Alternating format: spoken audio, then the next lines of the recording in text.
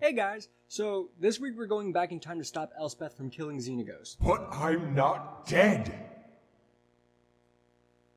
You are to me. Okay. You know, maybe playing with time is a bad thing. Hey. You probably shouldn't do that. Shut up, okay? I got this. It'll be fine. I even built it out of my own coffee maker, which is an ironic idiosyncrasy in itself. Okay, look, if Teferi can do it, so can I. I may even make a cup of joe in the future. We'll see. Crap, Bye! wait! Urza almost destroyed the multiverse because of time travel. Don't you remember time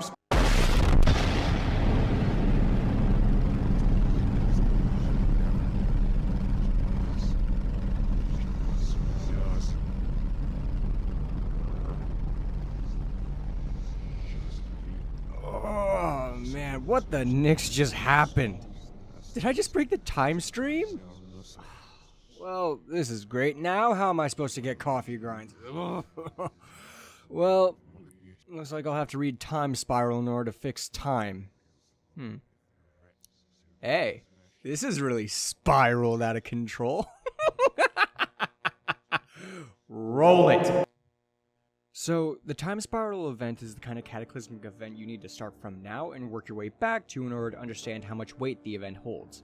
Okay, so the temporal crisis is what gave us the mending. It would not have happened without it, so that's why the sparks of every planeswalker got altered. Bolas has been for the past 60 years trying to reattain power he lost because of the event that resulted from the crisis. That narrative has influenced the past 12 years of Magic storytelling, with it always coming back to Bolas trying to regain his pre-mending powers.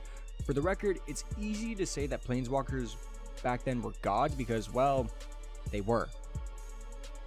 They couldn't die unless they were completely destroyed, and that's hard to do considering they were made of pure mana at that point. Killing a pre-mending planeswalker was no easy task.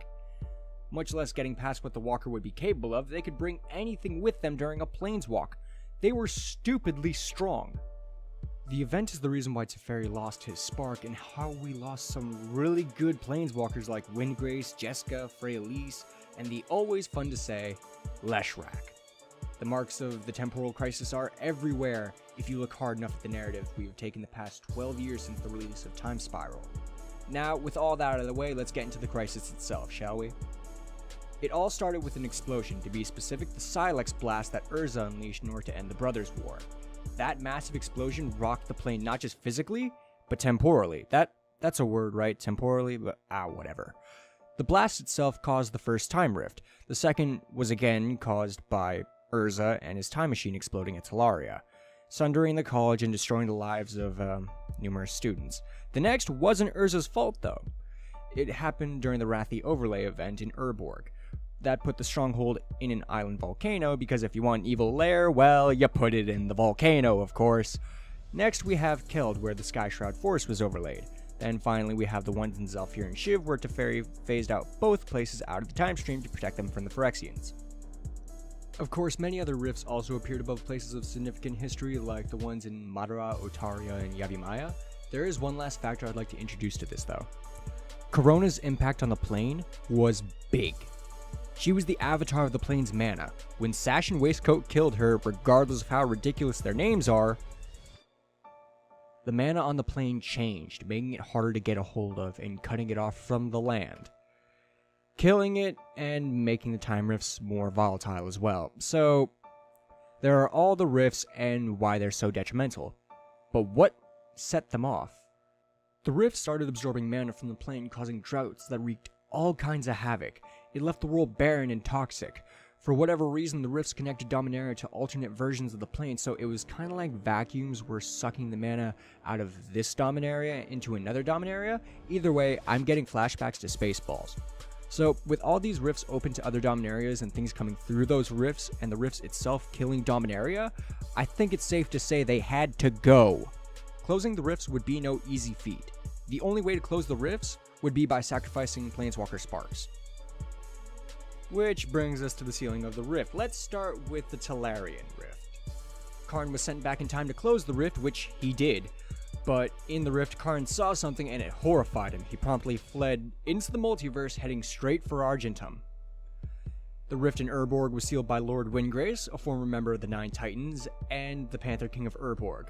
Unfortunately, Windgrace's body was destroyed as a result, but his life force now protects his land. What a good kitty. The Sky Shroud Rift was closed by Freyalise, which cost her life but saved her people. Teferi gave up his spark to close the rift in Keld and phase it back in after losing a fight to Nicol Bolas. Speaking of, he even closed a rift. The Modern Rift, which he used Leshrac unwillingly to do so. Wow, how Bolas of him.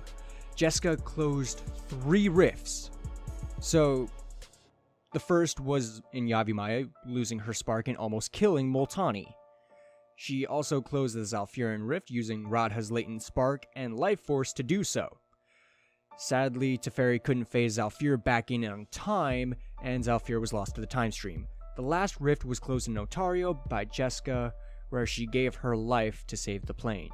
A fitting end to the one thrice touched by infinity. As stated prior, these closings caused the mending, but also made mana flow back into Dominaria, solving its mana issues and saving the plane. Yes, Dominaria was safe for the first time in a long time, at peace. But a lot was lost in order to make it happen, and it's those losses that influence the story today. We fight Nicol Bolas not just because the Gatewatch does, but because if anyone should have the power of pre-mending, it certainly shouldn't be the dragon that sacrificed someone else for the sake of not losing power. So, that's it then.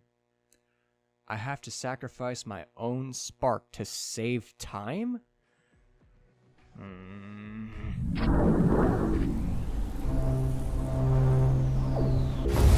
Hey Trap, is everything okay?